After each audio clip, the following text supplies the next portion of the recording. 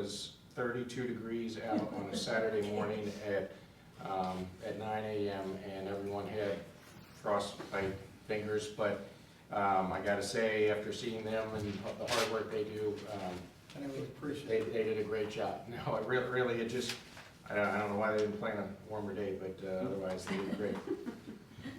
My family and I attended. Work around events. Yeah, they're dedicated. They're With 35 tomorrow, I mean, you can do it tomorrow. Right. Yeah, it was literally snow flurries. And speaking of snow flurries, my family and I attended the Miami Heights Civic Association Easter egg hunt that Paul was instrumental in for many years.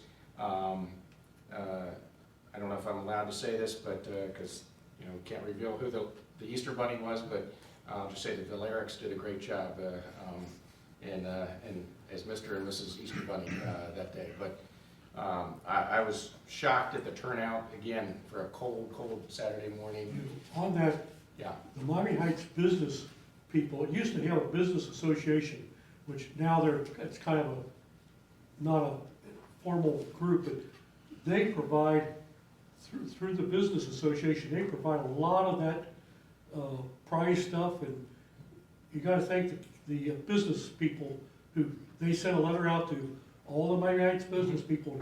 I understand they have, 6 or more bikes that they get out? Yeah, so Dave's Pharmacy was there in Yeah. force. They had pretty much their whole staff other than Yeah, one Dave's individual. that was handle holding that down for the the fort. business people.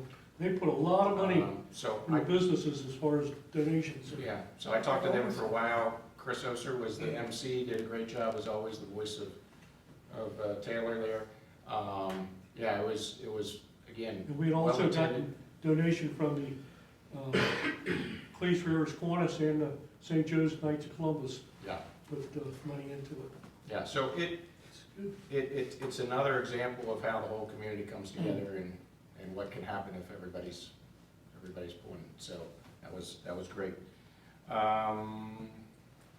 Newsletter, I am hoping to go to print in the next couple of days and get that out the door finally. I've been working on many drafts, but I'm excited about that. That will be in color, have a lot of good information, and again, one of the goals of mine and this board as a whole, but for me, that when I was running, was to try to help increase our, improve our communication with residents, because we do, again, a lot of great things, just about letting people know about it. Shred Day, I'll just mention all these, any chance we can get. Shred Day is May the 21st. It's from 8:30 to 12:30 in the morning. That is co-sponsored with Cincinnati Federal. They are a good partner with that. When is that, Mike? That is May the 21st. We have the shred truck from 8:30 to 12:30. Frankly, we don't have to do the whole 4 hours. I know sometimes if people have done 3.5, 2, whatever hours you guys want to do, but we have the shred truck from 8:30 to 12:30 that day. We are going to be looking for some volunteers to help, just like with drug take back, because move the cars through the parking lot and all that other good stuff. So if anybody has an opinion on that, let me know before we start publicizing that, but that's May the 21st. Get the Boy Scouts. Okay. May the 14th, again, is Jacket Games. We're helping promote that. That is also a Kiwanis-sponsored, co-sponsored event with Three Rivers. Concerts, again, July the 8th for Varner Netherland Revival and August the 19th for Deviate. Again, those are the two concerts that we have for that. I was invited to attend a meeting with Lieutenant Governor John Husted. A lot of other trustees from different townships participated in that conversation.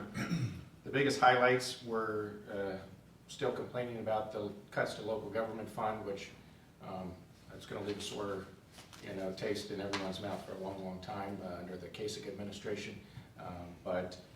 And then they sort of promoted Intel. It's literally the largest development and business development in the world.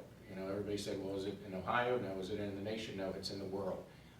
And they were talking about how the circle of businesses that will be generated from Intel, even though it's in a suburb of Columbus, are going to be coming as far down as Dayton and Cincinnati, because all these businesses that support things and products that Intel will use as the biggest chip producer in the world, they need to be in that region. So it was a good conversation. That's awesome.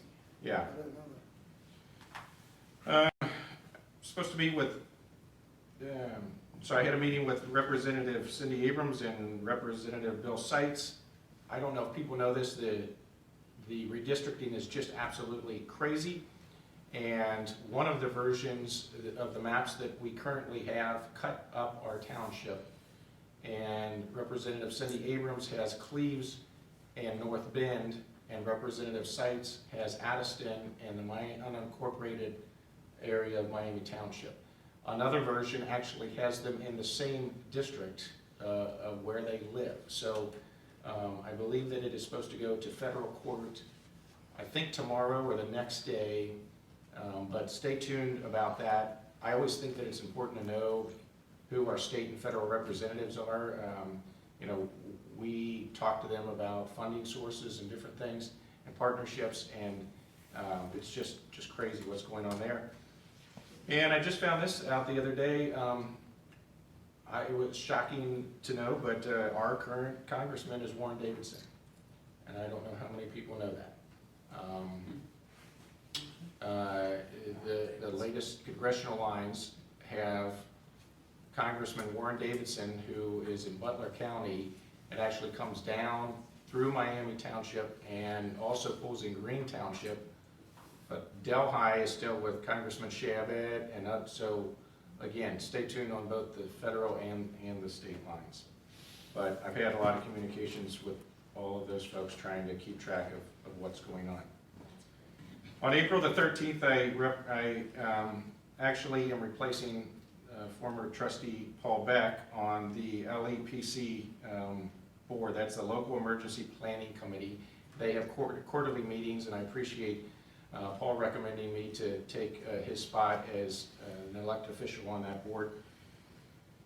That meeting, they did a presentation from CSX Railroad, and it was eye-opening to hear. They had a very impressive regional rep do a presentation on railroads and railroad safety and hazardous material and coming through. And we have the largest number of railroads in the entire nation at 54 railroads. And I'm sure our fire department is well aware of this, and I know Chief Lacey, this is big on his agenda as far as staying up with training and everything else. One of the shocking things that they shared was that 1.3 individuals are killed every single day by railroad. And I just thought that was astounding that, you know, you don't think of that happening, but we have railroads all along the river there, and, you know, so I just think, you know, that's something that we can continue to partner with the fire department in trying to educate people, because I just couldn't believe, you know, if you looked at some other things that said fatality rates, you know, 1 point something every single day, people would be up in arms, but you don't really hear about that with railroads. But that was a, you know, impressive conversation or presentation.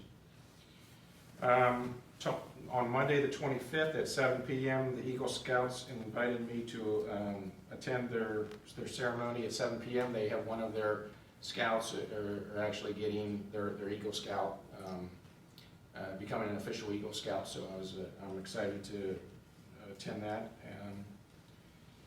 On May the 14th at 2 p.m., Sergeant David Kruder golf outing. I told Pat Murray that I had mentioned that, so they have their annual golf outing.